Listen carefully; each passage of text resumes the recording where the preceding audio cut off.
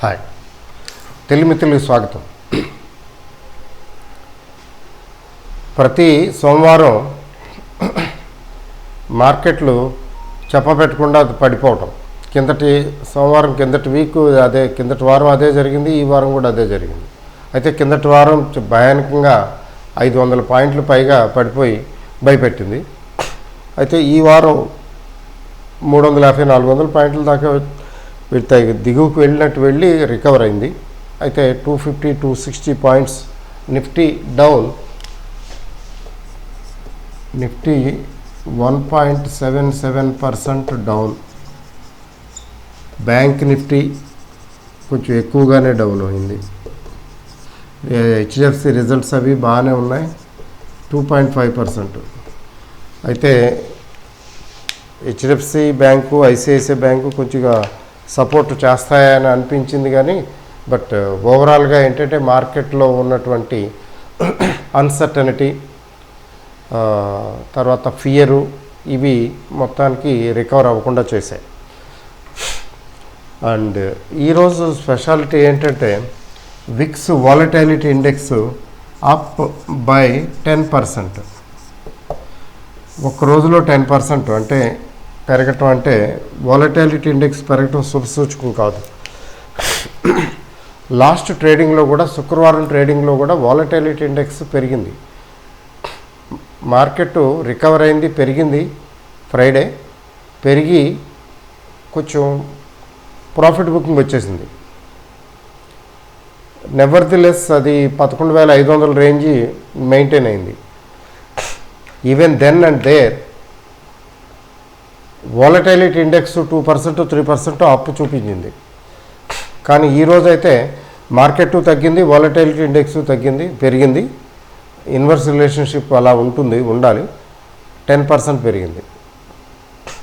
అంటే ఈ వజాన 5%, 10% పెరుగుకుంటూ వెళ్ళే పరిస్థితి అయితే కొంచెం it leads to more confusion, uncertainty. తర్వాత వాలటైలిటీ ఇంకా పెరిగిపోతుంది. వాలటైలిటీ పెరిగిపోవటం it's not good for anybody in anybody's interest. అయితే ఈరోజు జరిగినటువంటి ట్రేడింగ్ ప్యాటర్న్ తీసుకున్నట్లయితే మొత్తానికి ఎక్కడో ఎవరో మార్కెట్ని పడిపోకుండా కొంచెం మెయింటైన్ చేస్తున్నారు. అంటే పడిపోయింది, తగ్గుతున్నది అనిపించినప్పుడు బయింగ్కి వస్తున్నారు. బయింగ్కి వచ్చి కొంత కొంటున్నారు, కొనటం వల్ల మెయింటైన్ అవుతున్నది. అట్లా మార్కెట్ని మరింత పడిపోకుండా మెయింటైన్ చేస్తున్న వారు ఎవరనేది మనకు తెలియదు అనుకోండి. బిగ్ ప్లేయర్స్ అయి ఉంటారు కదా. But what ever it is, అలా ఎక్కువ కాలం చేయలేము. అదే ప్రాబ్లం. రోజు పడిపోతుంటే సపోర్ట్ చేయలేరు కదా, చేయలేము. ఒక స్థాయికి పడిపోయిన తర్వాత సపోర్ట్ చేయటం వేరు. ఇప్పుడు ఫర్ ఎగ్జాంపుల్ మార్కెట్ ఒక 1,500 పాయింట్లో, 2,000 పాయింట్లో, లేకపోతే 1000 పాయింట్లో కనీసం తగ్గిందనుకోండి. ఇప్పుడు 1000 పాయింట్లు తగ్గింది కాబట్టి లెట్ మీ ట్రై, అది వేరే సంగతి. ఇది అలా కాదు. మార్కెట్ ఇంకా స్టేబుల్గానే ఆల్మోస్ట్ కొంచెం కన్సాలిడేషన్ మోడ్ అయినప్పటికి కూడా భయభ్రాంతులకి గురి చేసే అంత ఏమి తగ్గటం లేదు. 15,000 దగ్గర నుంచి ఎక్కడుందండి? మనం 14,400, 300 దగ్గర ఉన్నాం. ఇంకా 14,400 దగ్గర ఉన్నాం, 300 దగ్గర ఉన్నాం. అంటే కొద్దిగా తగ్గిందని నేను ఇంతకుముందు కూడా డిస్కస్ చేసినట్టున్నాను. సిస్టమేటిక్ సెల్లింగ్ ప్లాన్లో ఉంది మార్కెట్ అని. ఇప్పుడు ఒక వారం 10 రోజుల కిందట ఈ వీటిని చెప్పడం జరిగింది. సిస్టమేటిక్ సెల్లింగ్ ప్లాన్ అంటే ఏంటంటే సిస్టమేటిక్గా కొద్దిగా రికవర్ అయినప్పుడు ఎగబడి అదే పనిగా అమ్మకుండా కొంచెం అమ్ముతున్నారు, వదిలేస్తున్నారు. తర్వాత దానంతరం అది మార్కెట్ అటు ఇటు అయ్యి మళ్ళీ రికవర్ అవుతుంది కదా, కొద్దిగా పైకి రానిచ్చి రికవర్ అవనిచ్చి కొట్టేస్తున్నారు. లాస్ట్ టైము 11,800 చిల్లరకి వచ్చిన తర్వాత కింద కొట్టేశారు. నెక్స్ట్ వీకు ఆ తర్వాత వారం, నిన్నటి వారం తీసుకుంటే 11,600 కూడా కాదు, 600 ఆ రేంజ్కి వచ్చేటప్పటికి, 700కి వచ్చేటప్పటికి సెల్లింగ్ వచ్చింది. అది పర్వాలేదు. 11,500 రేంజ్ అది. ఫ్రైడే. ఆ 11,500 రేంజ్ కూడా యాక్సెప్టబుల్ కాదనమాట మార్కెట్కి. మళ్ళీ ఈరోజు సెల్లింగ్ వచ్చేసారు. ఈరోజు 11,200 11,000 కాదు 14,200 రేంజ్ చూడటం జరిగింది మార్కెట్. అంటే న్యూ లో, ఈ మధ్యకాలంలో న్యూ లో వచ్చింది. అఫ్కోర్స్ ఇంట్రాడేలో వచ్చింది, మళ్ళీ తర్వాత అది రికవర్ అయిపోయింది అనుకోండి. అంటే దీన్ని బట్టి చూస్తే ఏంటంటే 14,000కి 13,800 రేంజ్కి, అంటే 13,800 14,200 రేంజ్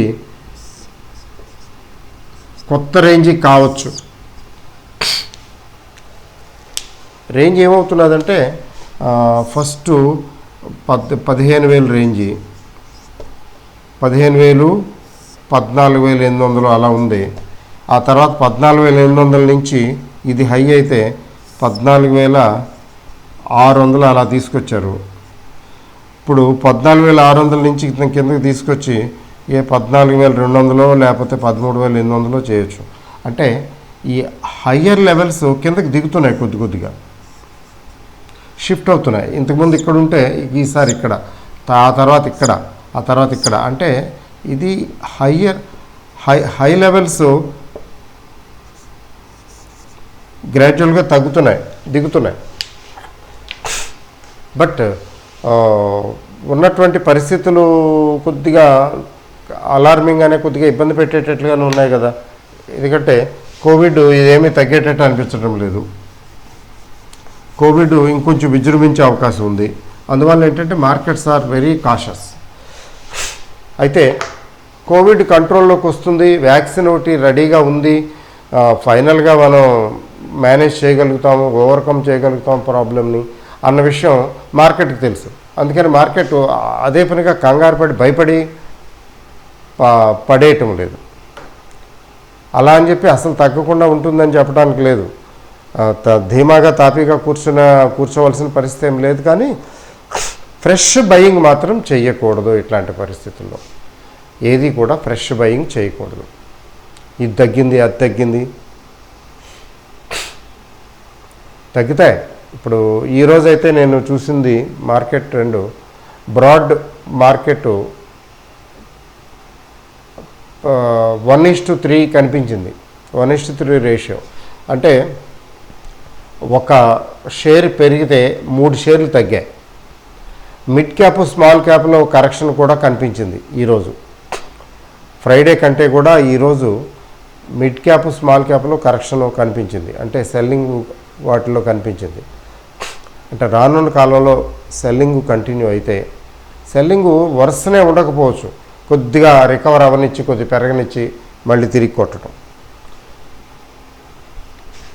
పడేయటం, ఒక 150-200 పాయింట్లు పడేయటం, ఒక 50 పాయింట్లు ఎంతో కవర్ చేయటం ఇంటర్నల్గా సేమ్ డే అలా కూడా చేయొచ్చు. ఈరోజు అదే జరిగింది. 350-400 పాయింట్ల దాకా పడేశారు. అక్కడి నుంచి ఒక 150 పాయింట్లు రికవరీ ఇచ్చి మిగతాది వదిలేశారు. అంటే గబ కొని పారేద్దాం, ఎవరు అమ్ముతారో చూద్దాం అనేటువంటి ఆ తెగింపు కనిపించలా. ఒక స్థాయికి రికవర్ అయింది. ఆ రికవర్ అయిన తర్వాత వదిలేశారు. సెల్లర్స్ ఇంట్రెస్ట్ చూపించలేదు, బయర్స్ ఇంట్రెస్ట్ చూపించలేదు. అంటే ఏంటి, సిస్టమేటిక్ సెల్లింగ్ ప్లాన్ మోడ్లో ఉన్నాయి అన్నమాట మార్కెట్. అందుకని మనం ఫ్రెష్గా కమిట్ అవ్వాల్సిన అవసరం లేదు. Better avoid buying. మీకు ఏదైనా షేరు తగ్గింది, ఇది ఇంకా చాలా తగ్గింది, ఇప్పుడు ఎంటర్ అయితే బాగుంటుందేమో. ఎందుకంటే హై ప్రైసెస్ చూసిన తర్వాత 145-150 ప్రైస్ ఉంది ఆర్ఈసీ. ఎవరో ఒక ఆయన మెసేజ్ పెట్టాడు నిన్న. ఆర్ఈసీ 150-160 రేంజ్కి వెళ్ళింది. ఇప్పుడు 120+ రేంజ్లో ఉన్నట్టుంది. అట్రాక్టివ్గానే ఉంటుంది చూడటానికి, కానీ ఇంకా వెయిట్ చేయొచ్చు. కోల్ ఇండియా తీసుకోండి, పిఎస్యూస్ చాలా ఘోరంలేండి. కోల్ ఇండియా మరి 140+కి వెళ్ళినట్టుంది. నేను ఎక్కడ 135 ఆ 140 రేంజ్లో బయటకు వచ్చేసినట్టున్నాను. 135-140. ఆ తర్వాత కూడా పెరిగింది అది, ఓకే, నో ఇష్యూ. ఇది ఇప్పుడు 120+లో ఉన్నట్టుంది, 140 అలా. ఇట్లాగా చాలా షేర్లు, ముఖ్యంగా పిఎస్యూస్ చెప్పాలంటే పిఎస్యూ బ్యాంక్స్ కూడా, ఈవెన్ ఎస్బీఐ బ్యాంకు చాలా ప్రెషర్లో ఉంది ఈ మధ్యకాలంలో. ఈరోజు 230 ప్లస్లోకి వచ్చినట్టుంది. ఫైనాన్స్ కంపెనీస్ అలాగే ఉన్నాయి, ప్రెషర్లో ఉన్నాయి. కాబట్టి మార్కెట్ కొనడానికి ఏమీ ప్రత్యేకమైన స్పెషల్ రీజన్స్ ఏమి లేవు. అమ్మటానికి ఉన్నాయా అంటే మనలాంటి వాళ్ళకైతే అమ్మటానికి ఉన్నట్టే లెక్క. ఎందుకంటే ఈ కోవిడ్ ఏంటి ఇదేంటి మళ్ళీ మొదలుకొచ్చింది, మళ్ళీ లాక్డౌన్లు అంటున్నారు. మళ్ళీ మాకు ఢిల్లీలో మొదలైంది లాక్డౌను. నిన్నటి వరకు కర్ఫ్యూలు అన్నారు, ఇప్పుడేమో లాక్డౌన్ అంటున్నారు. 1 వీక్ కావచ్చు. ఇప్పుడు తెలివిగా ఏం చేస్తున్నారంటే ప్యానిక్ క్రియేట్ అవ్వకుండా 1 వీక్ 10 డేస్, 1 వీక్ 10 డేస్ అంటున్నారు, చూస్తూ ఉంటారు. ఆ తర్వాత మళ్ళీ ఎక్స్టెన్షన్ అంటారు.